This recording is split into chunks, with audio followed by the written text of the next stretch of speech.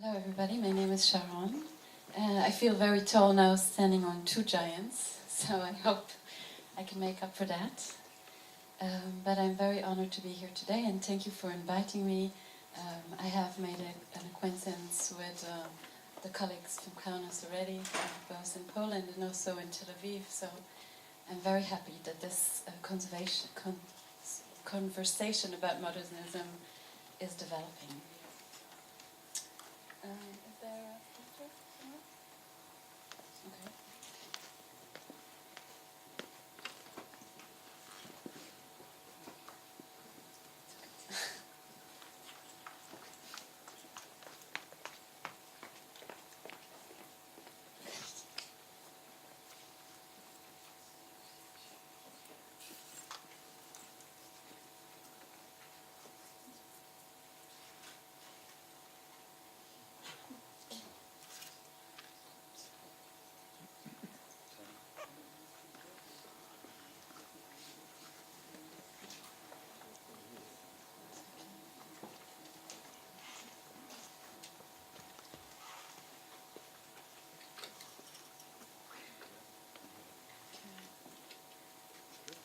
Doesn't work.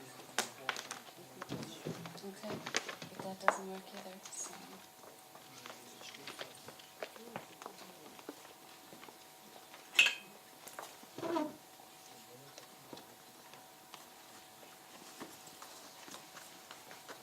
Okay, I'll just do it like this with my hand. It's fine. Okay. I'll just start with the urban legend, actually. I've talked about myths a few times now. I would like to continue with that. So we see a very typical scene for Tel Aviv even today.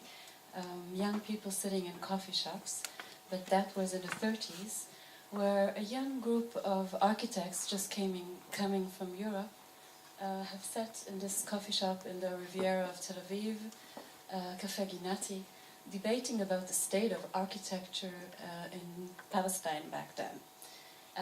Those were architects who came from the Bauhaus, Sharon, from working with Erich Mendelsohn, and from Ghent, also Julius Posner, who we just talked about, was sitting in this coffee shop, and they were really wanting to build a better future, perhaps, for those people who were coming from the diaspora, from Europe, first from Russia and Poland, and then from Germany. They wanted to create sort of utopia for them, a better life in the new city of Tel Aviv. Funny enough, 1927, promoted by Mies van der Rohe and involving 16 modernist architects, there was this exhibition at the Weissenhofsiedlung in Stuttgart, and paradoxically, it was then called the National Socialist Jewish Bolshevik style, or Semitic Oriental architecture. And funny enough, maybe it is very suited, or it was very suited for the local vernacular conditions of Tel Aviv back then. So Tel Aviv is considered to have the largest concentration of these buildings in the world, influenced by the doctrine of the Bauhaus style, the Le Corbusier, Mendelsohn, streamline, but also a very strong influence of the local climate and the local culture that was in Palestine back then. But as already mentioned, there was a very interesting plan which was developed by a Scottish architect, originally invited to Palestine by the British mandate back then, but this particular plan for Tel Aviv was actually done, or with the wish of the first mayor of the city, Mayor Dizengoff, to plan a new structure for Tel Aviv. And I think the most interesting thing about this plan is this Scottish natural scientist who crossed over from socialist to town planner. So Geddes was an academic who could not be confined to a single discipline, or neither a purely practical nor a purely theoretical focus. he preached for harmony between the environmental aspects and humanity. And this made Tel Aviv maybe its particular DNA, which you can see up till today. Just briefly going through this plan. So this plan was actually not really a plan, it was more like a research this Scottish planner has done for Tel Aviv, and it had only one map drawn, you can see here, showing really how you implement natural resources like the sea breeze, and how to implement those natural resources. And you can see here the structure, the grid he created, making the wider kind of traffic lines and industrial or shopping sort of commercial zones running from south to north, and the smaller streets going into the Tel Aviv, bringing the breeze in. But his real invention was sort of a super block. It's a nesting cell he created, which he called a home block. And it was really sort of a civic education of the new society. It was supposed to implement the behavioral patterns of the people living in the city. And you can see here this block has wider streets at the circumference and smaller streets going into the block. And in the center of the block itself there was either a community center or a garden. And you can also see that the small streets, they don't make a circle around it, so you can't really drive inside. And those clusters were making a very special sort of almost intimate feeling, although in a big city, in Tel Aviv. Geddes would never ever dream that his plan for Tel Aviv would be built in such a big extent, because he was planning in 26, and in 33 there was a fifth immigration wave coming from mainly Europe, from Germany, fleeing the Nazi regime. So this plan was really implemented towards the north of the city. And the geniusity about this thing is that these cells were just duplicated across the city. So actually, it's just one unit that could be seen multiplied around. We can go briefly over the attributes of this particular modernism that we have in Tel Aviv. We call it the thermometer windows. I've seen some in Kaunas as well, which is really nice. But of course, if we think about the kind of Bauhaus glass facade, it's too large for Tel Aviv's harsh sun. So the idea to make these narrow windows is very practical, because it brings natural light into the staircase and daytime, and even has like this play of light at the night, where you can see these staircases getting lit. Other attributes are balconies. This really looks like the Bauhaus balcony of Dessau, but also very typical for Tel Aviv in this kind of cubist form are the cut-out balconies in corners, where you can see that there's an apron, like a shade coming up from the top balcony, so the harsh sun doesn't go in, just the light goes in.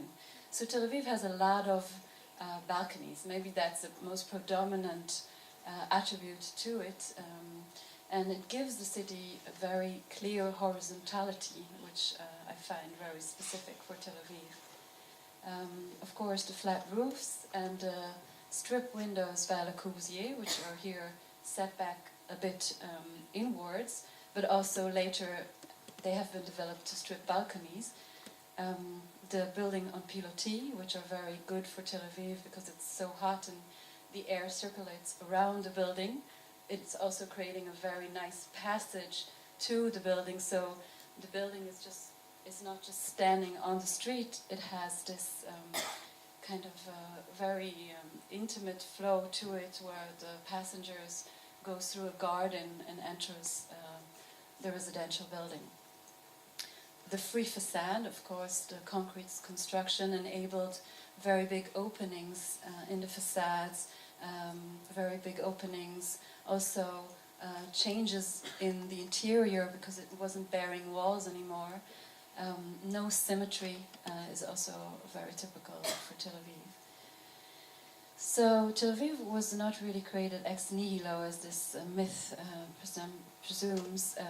It was from the start a very historical town of Jaffa. Some even say that it was the oldest harbor town in the world, used to actually build the temple in Jerusalem. But you can see that even Geddes, he defined the plan for Tel Aviv according to what was already there. So looking at the culture that was there before in Jaffa, and also if you look really carefully, there's crosses on the right-hand side of German Templar colonies. So the city has developed around these circumstances. So this is the genius loci, or the DNA of Tel Aviv in the 30s. And I think the most special thing about this is this ecological design of Geddes embedded in this Zionist dream of the young architects coming from Europe, and this new sort of society that has developed in Tel Aviv after or during the war. So the justification of inscription are those two criteria: the synthesis of the outstanding significance, invariance, trends of the modern movements, and its adaptation to local climates and cultural conditions, and of course this new town planning by Sir Patrick Geddes. But what is happening in Tel Aviv today? Maybe this brings us to what we're dealing with in this panel. Tel Aviv is growing. We're not an architectural museum, and we don't want to be an architectural museum. We have to think about what is happening now and what we wanted to look in the future. So this is really a picture taken from a modernist building outwards, and this is already, I think, 10 years ago. And the city is really developing really rapidly. These wonderful buildings, after 80 years, are in a sad stage of decay, and of course we need to think how to refurbish them. Now the thing about Tel Aviv is that all those buildings are privately owned, and the city cannot take care of all those buildings. And together with UNESCO, it was sorted out that there is a new plan for Tel Aviv, the new conservation plan, that actually gives building rights on top of those buildings in order to give the people who live in these buildings the opportunity to refurbish these buildings themselves. There are also buildings under strict conservation guidelines, but they get what we call building transfer rights. So you can actually build these rights that you could have been building on this building somewhere else, and I'll show you an example just in a second. But talking about the needs of a growing city, we are in the Surge African Creek, so we have earthquake. This is one thing we need to consider, and if we look about cities in Italy, it's really, it can be really a big problem. We also have mass missile attacks sometimes, so we need to think about security rooms. And here you can see really clearly, we have a big problem of parking. So here you can see a building of the international style. This is one we saw earlier on the pilotis, raised above the ground, held on its pillars, and then there's a parking lot dug underground of 2 to 3 stories, depending on the location and the need for parking space in the area. So there's really like this bathtub surrounding the city with high-rises. But Tel Aviv is really trying also to keep this genius loci of the original landscape of a modernist town, and these buildings are built around the inscribed area in the buffer zone. So I'll just show you some practical examples of what we are doing in Tel Aviv. I don't want to say if I agree on what has been done or not. This is maybe a good debate for later. But we're talking about additions. So the first addition I want to show is on this building. It's what we call an unseen addition. So you see this little cube on the top. It's very delicate. You can't really see it from the street. This is, of course, bird's eye view, but we're not as high. So if you're on the street, you can hardly detect it. That's one example. The other is of this beautiful building, maybe influenced by streamline Mendelssohn architecture. You can see how it looked maybe 10 years ago. And let's see what has been done to it now. So this building behind is actually attached to the building, and this is like a very big contrast addition that you can see, which was built on the building. And talking about additions, being an architect, I think it's probably the hardest task you can imagine, because the beautiful thing about modernism is the proportions, and once you try to build on top, you have to be very careful about the proportions. Now, if you build on top in a total different style, it may be very good for people who do not maybe deal with architecture, because they can really see immediately what's old and what's new, what is authentic and what is being added. But on the other hand, there's this debate if it's too heavy for the original structure, and if we give those modernist buildings enough place to shine almost. Another example which I want to show you is of this building by Haller, a German architect. You can see, and count with me, there's 3 stories, and now after its renovation you can count 1, 2, 3, 4, 4.5 stories, and seemingly it looks really good, but if we look back we can see this kind of curve balcony, and in its refurbishment this balcony was actually here, is now 1 story higher. So of course proportionally for the building it works, but what about our need to preserve this authenticity of the building? Do we have to think about, the proportions now, or do we have to really tell the story of the layers of the building? So this is, I think, a very interesting issue to deal with as conservation architects today in a growing city. But I would like to talk to you about what I'm doing now. So I founded this architecture center. And if we're talking about all this tangible architecture or conservation of this urban landscape, I think we understand in Tel Aviv more and more that we also have to deal with the intangible, or really with the society that lives in these buildings and its appreciation for these buildings in order for them to stay authentic also for generations to come. So we have created a center together with the municipality of Tel Aviv and the German government, and this center is really for a large target of audience. This child represents the community. This woman on the right, she represents visitors or tourists, and this hipster, he represents students. They can look different, but they're all welcome. Anyway, we have a lot of, we have very high targets in our center, which is going to open 2019.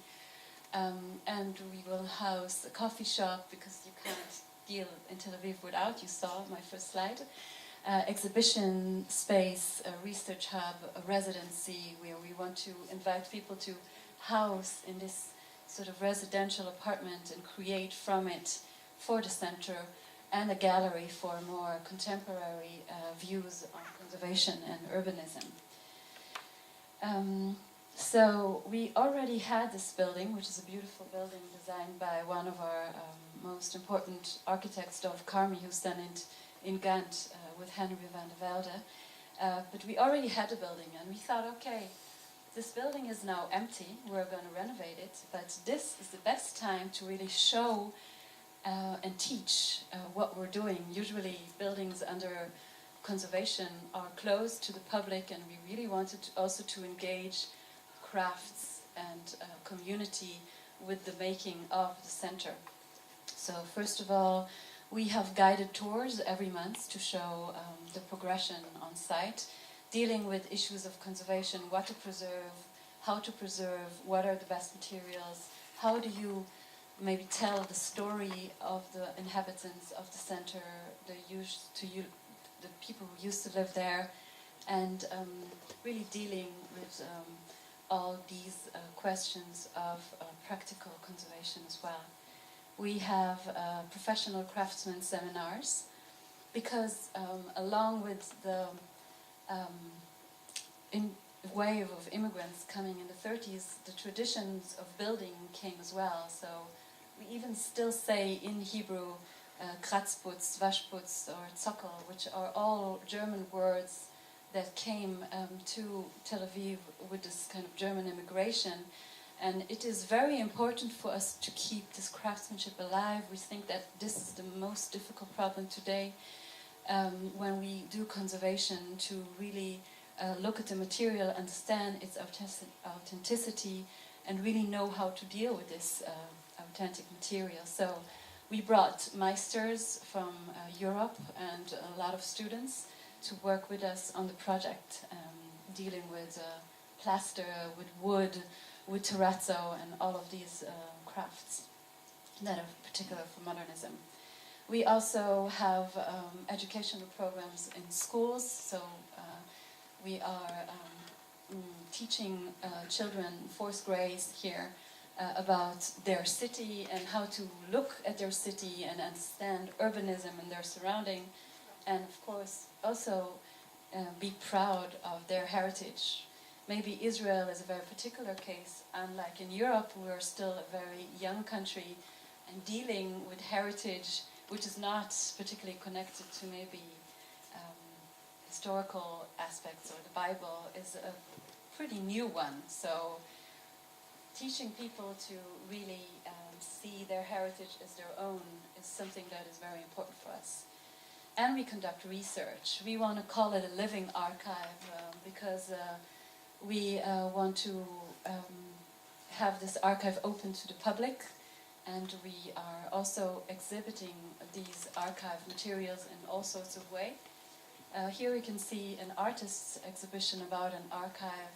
She took archival materials and had images for them, and with sort of a headset you could then press a button with a number that you chose, and the historical story behind this picture was shown. But I'm showing this because for our opening in 2019 we're going to have an opening exhibition called the Transfer Agreement, and this is something that we found out during our research. We have a very good conservation architect named Winfried Brenner from Germany, who is helping us with the conservation, and one time we went up the stairs and a tile fell down. And we turned around this tile and it said, Valorienboch, made in Mettlach, West Germany.